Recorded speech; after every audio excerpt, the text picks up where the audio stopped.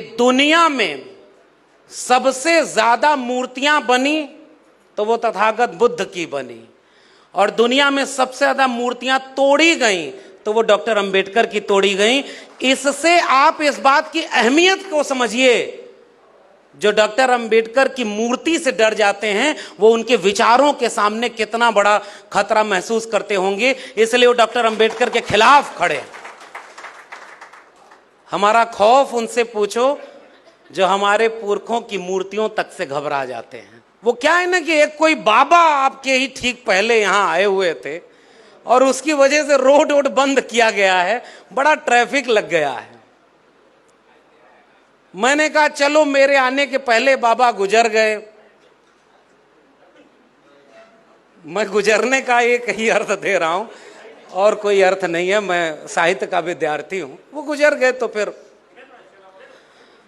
अब सवाल इस बात का है कि ये जो कुछ भी ऐसा है, बाबा साहब डॉक्टर अंबेडकर हमारे लिए क्या अहमियत रखते हैं। दुनिया में विज्ञान कहता है कि हजारों साल से इंसान पैदा हुए, इंसान के रूप में गुजर गए। फिर कुछ इंसानों को यह बात अच्छी नहीं लगी कि इंसान के रूप में पैदा होते हैं और इंसान जैसे ही रह जाते हैं। फिर सवाल इस बात का आया कि उन्होंने इंसान को इंसान से बांटने के लिए जातियां बना दी।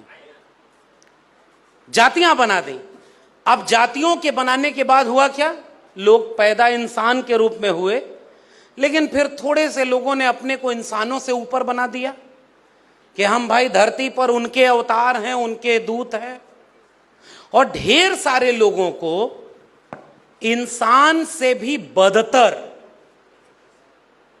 जानवर जिस तरह से जीवन जीने पर मजबूर होते हैं उससे बुरी हालत में रखने के लिए कुछ व्यवस्था बनाने की कोशिश की, साजिश के बंटवारा कर दिया इंसान का।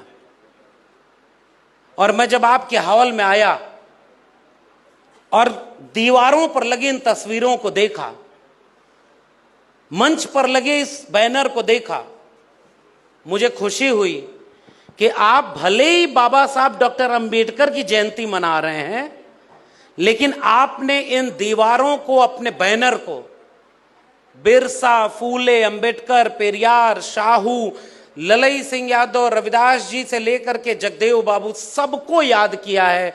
यह साझापन ही बहुजन विरासत है। यह है आइडिया ऑफ इंडिया, जिसमें सब एक वैचारिक रिश्ते से बंधे हुए लोग, ये सब मिलकर एक विचार होते हैं। और तब मैं उस इतिहास को याद करता हूं कि जो इंसान पैदा तो होते थे इंसान के रूप में, लेकिन बंटवारा ऐसा हो गया कि वो इंसानों से भी बदतर स्थिति। और इन सारे लोगों के बाद मैं फिर से डॉक्टर अंबेडकर को इस रूप में याद करता हूं कि उन्होंने इस मुल्क को एक ऐसा संविधान, एक ऐसा आईन बनाकर दे दिया कि अब भारत में संविधान लागू होने के बाद से लोग इंसान के रूप में पैदा भी होते हैं और इंसान के रूप में जीते भी हैं, और इंसान को इंसान के बराबर का दर्जा भी मिला हुआ है। इसलिए मैं डॉक्टर अंबेडकर को आइडिया ऑफ इंडिया का सबसे बड़ा नायक मानता हूं। तमाम तरह के बंटवारों के खिलाफ समानता का पाठ पढ़ाने वाले विचारक को हम याद करते हैं। और वो समानता का पाठ क्या है? डॉक्टर अंबेडकर की जयंती मनाना, और अभी बिल्कुल दुरुस्त फरमाया हमारे पूर्व के वक्ता ने कि जयंती नहीं, जागृति का कार्यक्रम है।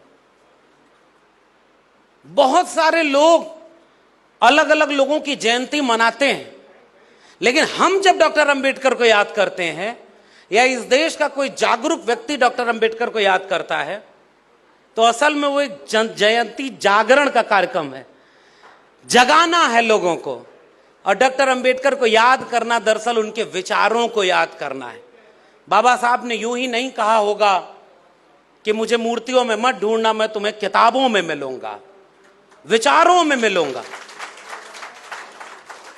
और आज भी हम ये बात कबूल करते हैं कि दुनिया में सबसे ज्यादा मूर्तियां बनी तो वो तथागत बुद्ध की बनी, और दुनिया में सबसे ज्यादा मूर्तियां तोड़ी गई तो वो डॉक्टर अंबेडकर की तोड़ी गई।